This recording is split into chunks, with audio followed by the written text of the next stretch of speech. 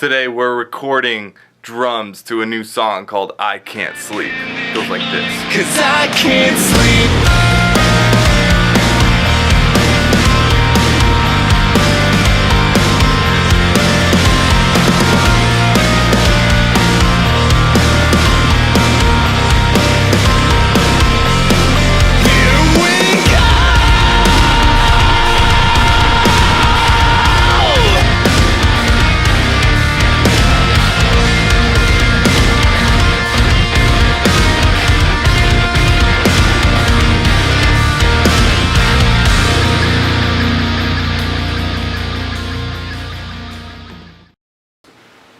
What it's like playing music with Brian Bolland and It's a Paradox is it's like something I've never experienced, honestly, in my music career.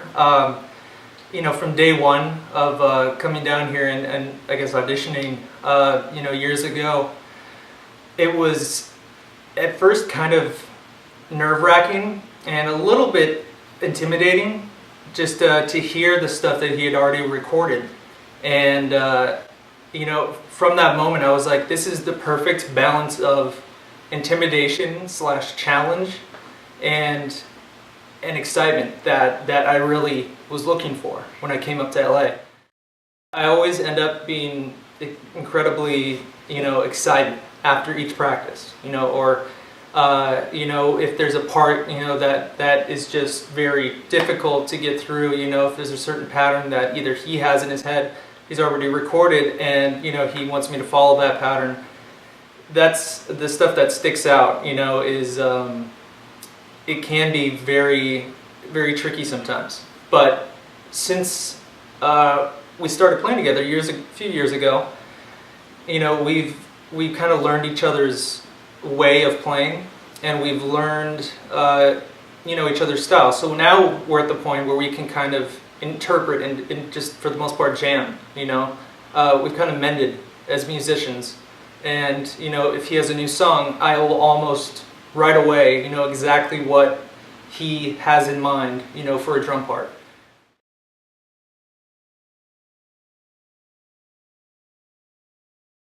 So as of right now, the way the recording is, we're starting off with the da-da-da-da-da-da-da-da-da. Yeah. Mm-hmm. So let's see. I'm just doing crash, straight beat, just following pattern. Yeah. Let me make sure that you have that.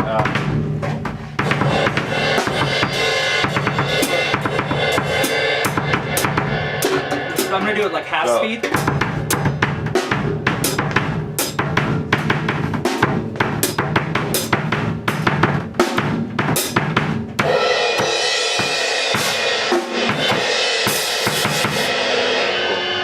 The only difference of what I was thinking in that was to do like a quick at the where it goes dun dun dun boom ba ba dum. I thought that would be cool to add a little boom ba ba dum.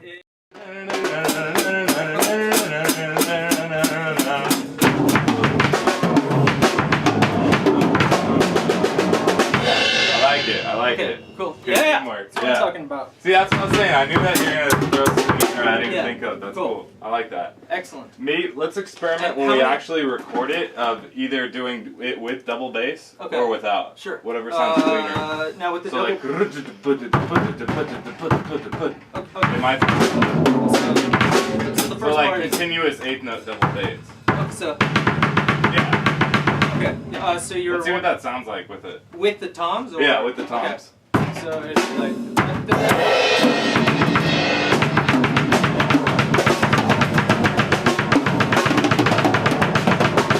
I love it. I love that little extra 60 speed up too. Yeah. Okay. While you were still doing eighth notes on the toms. Yeah. That's so sick.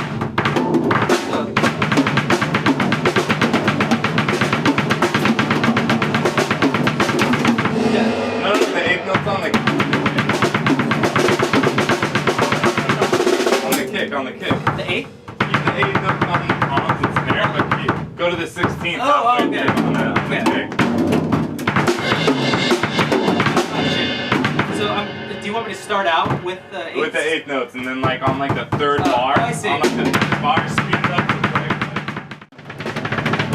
up. Like that, right? Yeah. So Start being heavy. Okay. And then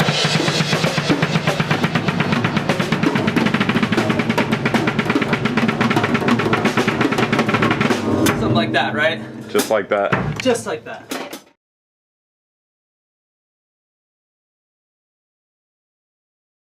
Here we go, take 2.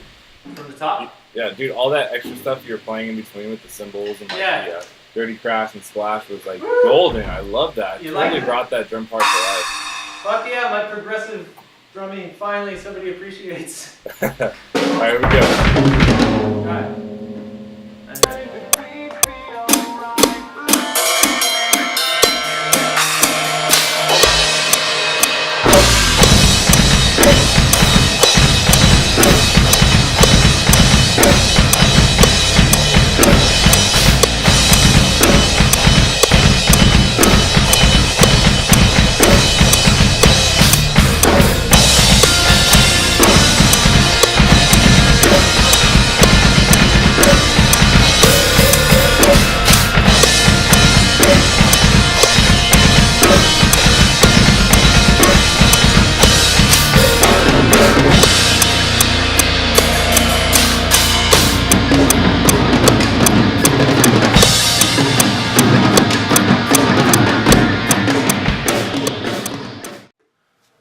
I had such a great time recording Reed on I Can't Sleep Tonight.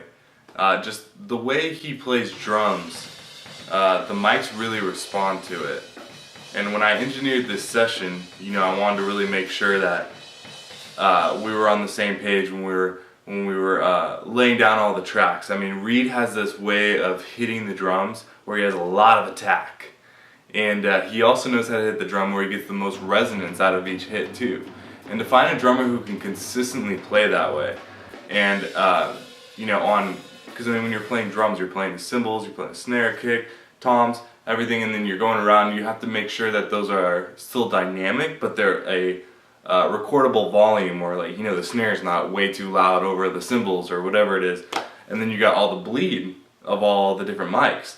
We used 8 mics on this recording. We had kind of like a toned down version. I mean, you know, some people will record with like up to 15 mics, or, you know, however many they can use. On this particular song, we just did 8, and you know, we made it work. We were on kind of like a time crunch, a money crunch, and we just like made it work. And one of the cool things about Reed's playing is his ability for feel, and then his ability of, you know, really knowing how to make things impactful at certain moments, and then adding his little flair of his little, you know, hitting the dirty crash, or like hitting the splash on certain just certain accents that just make the song sound larger than life. And I really feel like we achieved that on this song, and I'm really stoked with the drums that Reed laid down. As far as writing for this song, I really think Reed also pulled his A game out for this one. You know, when I was writing the guitars for this song, I had the idea, you know, of, you know, the guitars and the piano playing off each other, and then like a rough drum beat of, like, you know, that was feeding the beat. And when I you know, brought those ideas to the table, Reed heard it, and instantly we were just on the same page as far as, you know, how to make this song work. So it was really easy, and it was really fun, and it was a great time to be creative, and you know, put our all into this song, and I'm really happy how it came out.